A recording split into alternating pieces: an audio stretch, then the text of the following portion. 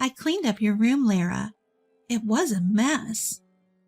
Emerging from my room with a smug grin on her face was Sherry, my son's wife. "Oh, thank you. I had just cleaned my room a few days ago, but maybe it still looked messy to someone else. I decided to just thank her for now. Sherry, my son's wife, never lifts a finger around the house.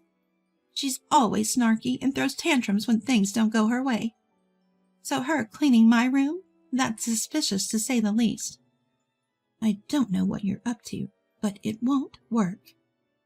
I muttered quietly, making sure Sherry, who was watching TV at high volume, couldn't hear me. Then I went back to my chores. I've put up with a lot from her, and my patience is wearing thin.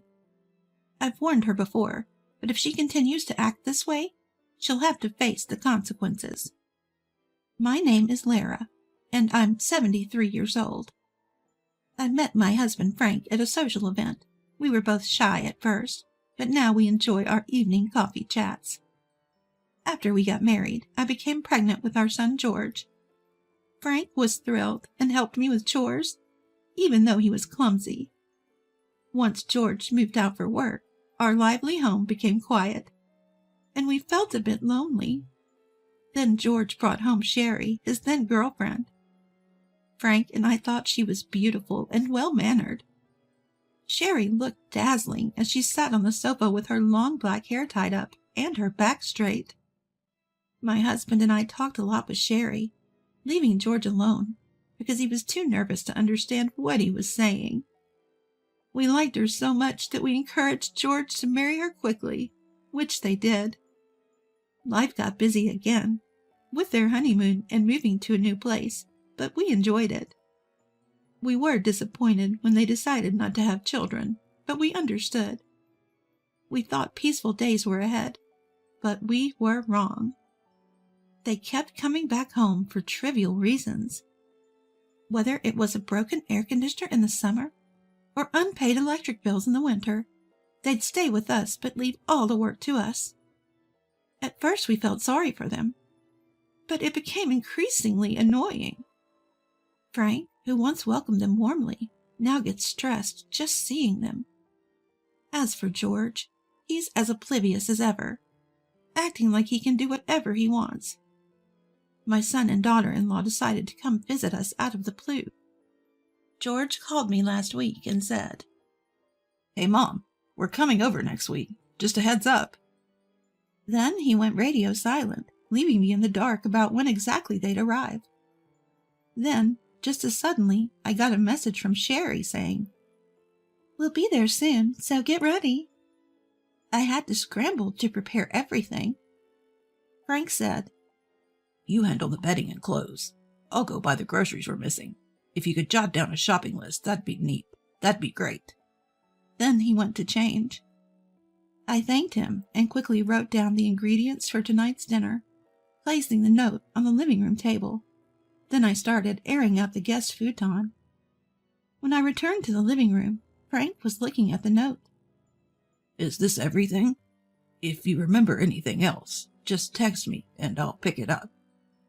He left with a smile, and I couldn't help but smile back. Just as I was about to get the clothes, I heard a loud voice from the entrance. "Lara, are you there?" Sherry was calling out to me from the front door without even ringing the doorbell. I rushed to open it. "Come on, you knew we were coming. Why didn't you leave the door open?" Sherry complained as she walked in. When she heard that, she instantly wrinkled her eyebrows and complained. "What's the matter? It's rude not to be happy when someone comes to visit," she retorted. I held my tongue and welcomed her in. "Where's George?" I asked, noticing his absence. "Oh, Frank snagged him for grocery shopping."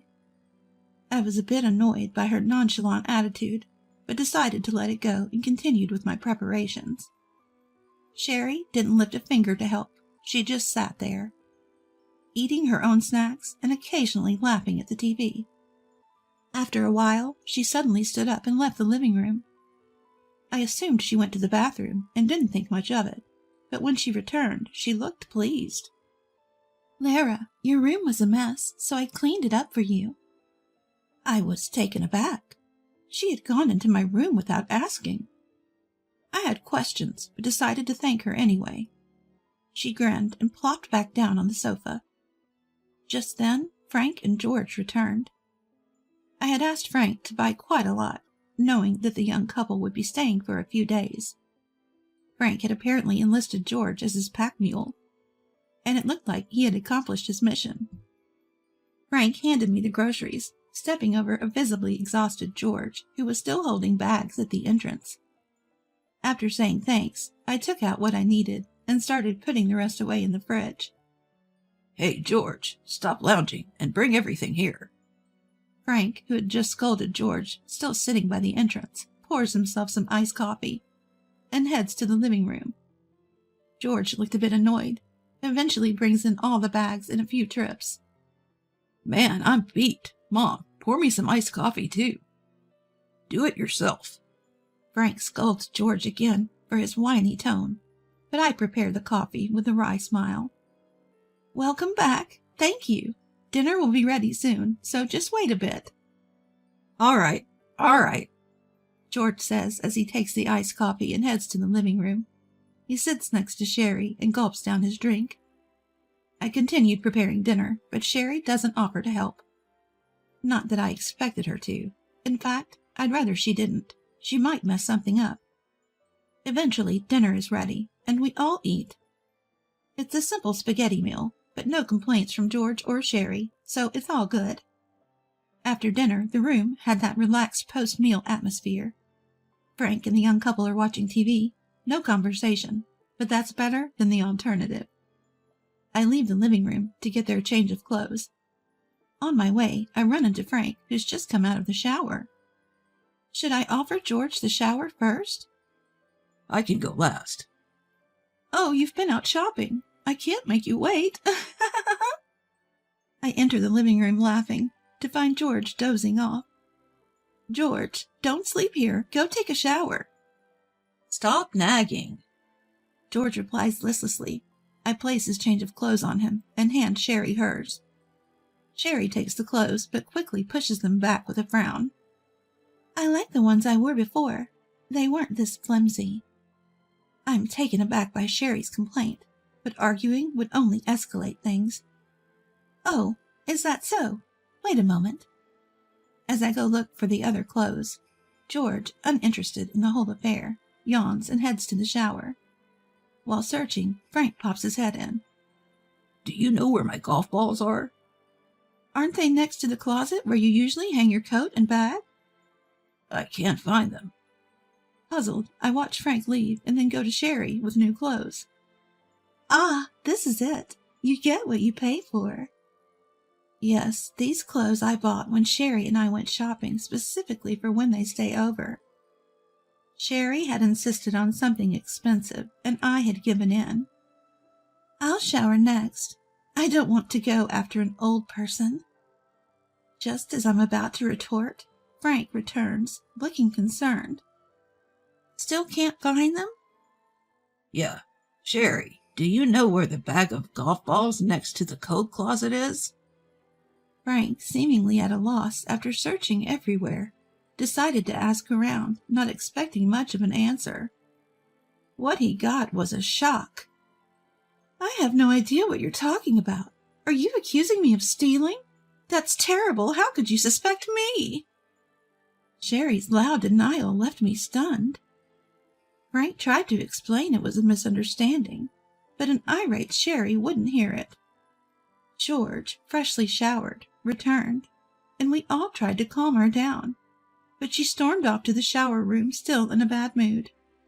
The living room fell silent, filled with tension. What just happened? George asked Frank, noting that it's rare for Sherry to be this flustered. But why did she really get so angry? I couldn't help but suspect Sherry based on her usual behavior. Come on, Dad, apologize. You're practically accusing her. Before I knew it, George and Frank were arguing. It took me quite a while to break it up. Just then, Sherry returned from her shower, making things even more complicated. Now Frank was the one being grilled by the young couple, but Frank didn't back down, especially when he scolded Sherry for her behavior today. She stormed off to the guest room. George continued to yell, blocking Frank, who tried to follow her. You keep blaming Sherry, but you haven't apologized for suspecting her. You never apologize. That's what I hate about you. Fed up, Frank muttered, Do as you please, and returned to his room. The living room fell silent again. I sighed and headed for the shower. I'm going to bed, George said curtly. Heading for the guest room, I stopped him. The guest futon smells musty, George. Sleep in my room. Sherry when Frank and George went shopping, and Sherry overreacting to Frank's words. It just seemed suspicious to me, so I started to think that she was planning something by saying she had cleaned my room. So I decided to let George use my room, which was supposed to be for Sherry. Your room? I'm fine with a little mustiness. I'm not a kid anymore. What if you get pneumonia? See, that's what I mean. Fine, I get it. George seemed annoyed, but gave in and headed to my room. I glanced at the guest room Sherry was using. She wouldn't know about this exchange, being in a bad mood. If nothing's wrong, that's fine. I planned to prepare the guest room for George tomorrow. George opened the door to my room and went in. Whoa! What the? I heard George scream and rushed to my room, flinging open the half-closed door. I turned on the light and was speechless. George was in the room, clutching his leg in pain, surrounded by a scattering of golf balls. The golf balls Frank had been looking for were strewn all over my room. In a pitch-black room, George must have stepped on it. Of course he did. Who would ever think there'd be golf balls scattered all over the room? George lost his balance, stepping on one, tried to regain it, but ended up putting his weight in the wrong place and fell. It seemed like he hit the floor hard with his entire body. He's clutching his leg and whimpering, tears streaming down his face. Hearing the commotion, both Frank and Sherry came out of their rooms. Frank peered into the room from behind me and said, What's going on here? As he tried to help George up. But Frank also tripped on a golf ball and almost fell just like George. I turned around. There stood Sherry, pale as a ghost, trembling. Why is this happening? This is Lara's room. Her voice was so soft, it could have been drowned out by Frank's urgent questioning of George. Yes, this is my room. Speaking of which, Sherry, you cleaned this room today, didn't you? At my words, Frank and George turned around, and Sherry took a step back, flustered. Did you see these golf balls when you cleaned? I asked gently. Sherry just stood there, shaking. Sherry, do you know anything about these golf balls? Still Sherry remained silent. Hey, Sherry, what's going on? Answer me. George, losing his patience, raised his voice. But he's clearly in pain from the fall.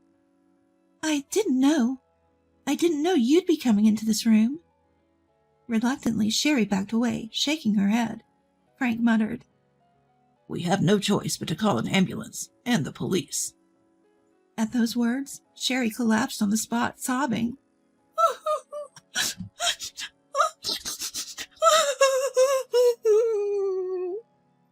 I immediately called an ambulance and the police and checked on George.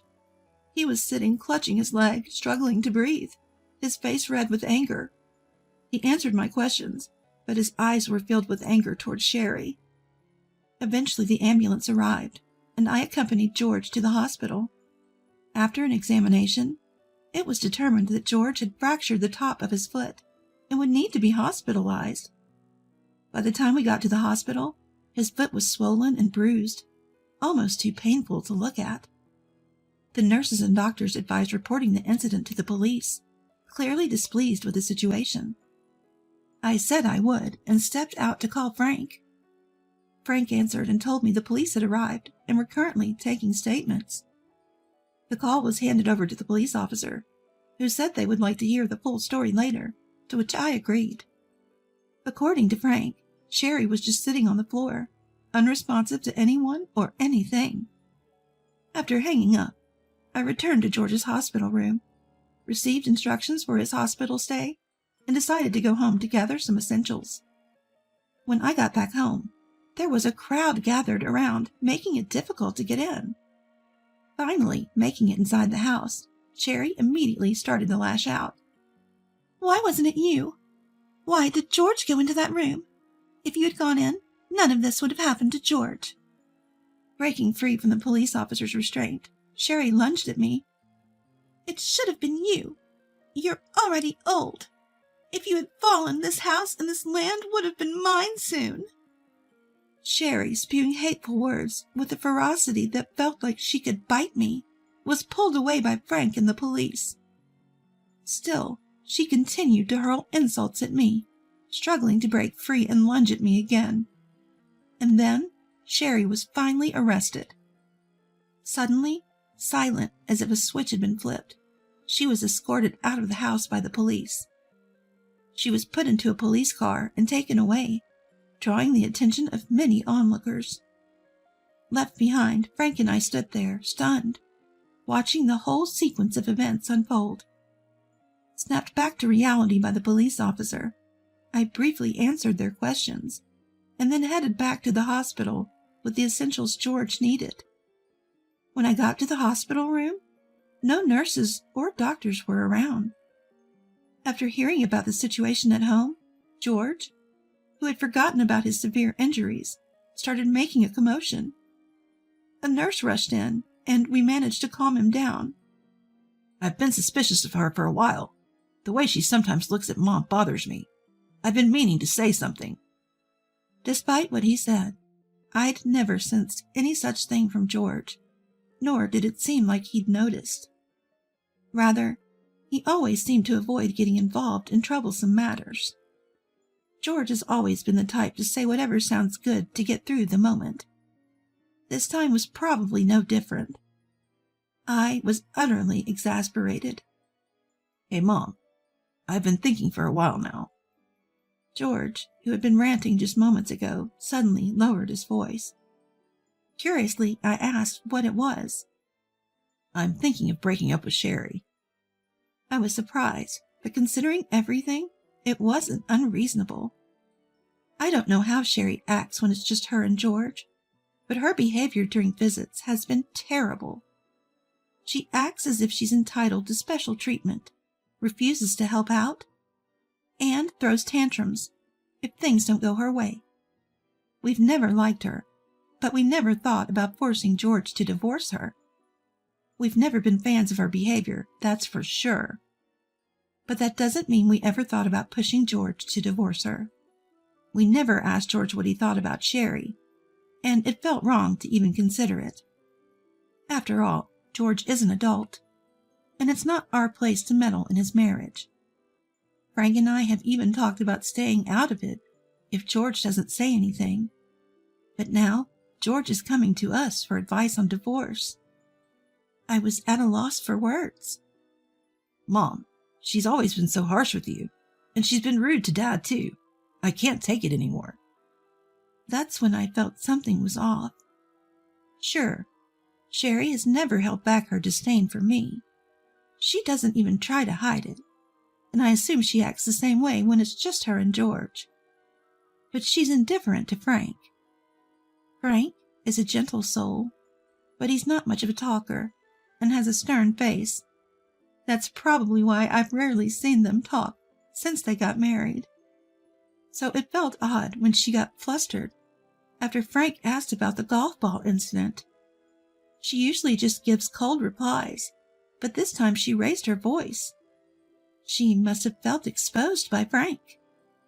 "Do I have to pay alimony if we divorce? And there are hospital bills, too. Can you help, Mom?" That's when it clicked. George has been trying to butter me up for this very reason. It's heartbreaking, but George is my flesh and blood. I can read his expressions and gestures. I know what he's thinking. I've always found him adorable and couldn't help but meddle, but ever since he hit puberty, he's found it annoying. Like Sherry, George also resents us, but he's playing the good son for the sake of money. Hey, George, what happened to the money for the car you said you were going to replace? The other day when our son and his wife were visiting, my son said he was thinking about getting a new car and needed some financial help because it was a bit pricey. Obviously, if he mentioned this in front of Frank, he'd be met with opposition, so he discreetly came to me. I couldn't say no to my dear George, so I gave him the full amount. But the car he drove home in was the same one he had before. So you haven't bought it yet? If that's the case, you can use that money for the hospital bills. It might not cover alimony, but it'll help. But then what about the car? You can save up again once you're better. We have our own lives, you know. You're old enough to figure things out yourself. I'm pissed off. I was dumbfounded that George still expected financial help from us at this point. I left the hospital after saying just that. The truth is, I knew George had been squandering the money I gave him. Sherry had told me, though she was obviously benefiting from it too. I've always worried about him and meddled in his affairs, but it seems that has backfired. I took this as a good opportunity to tell Frank everything. After hearing me out, Frank said, I've been meaning to talk to you about this.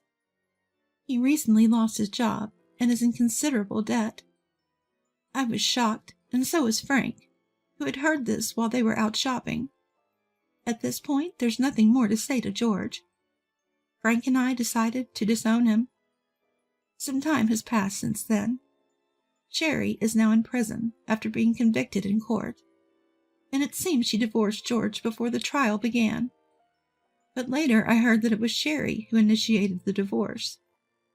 Apparently, they were both initially enjoying the money they'd gotten from me, but George started reducing Sherry's share until he stopped giving her any at all. That's why she did what she did in my room, thinking it would bring money her way. It's a terrifying thought. As for George, he seemed to cling to the idea of divorce once Sherry suggested it, and ultimately agreed. He's not burdened by much alimony, but he's drowning in the debt he created. Of course, the money for the car had long been gambled away. We covered his hospital bills, but he's working hard to pay off his other debts. It's a pathetic situation, but it's the result of his lifelong dependency. I hope he learns from this. As for Frank and me, the money we'd been giving George actually came from Frank. I didn't have that kind of money, but Frank loved George and wanted it to come from me. Now that's no longer an option. We're planning a hot spring trip we've never taken before. I do regret putting George through all this, but considering everything, it can't be helped. Now, the happiest moments are when Frank and I are looking at travel magazines.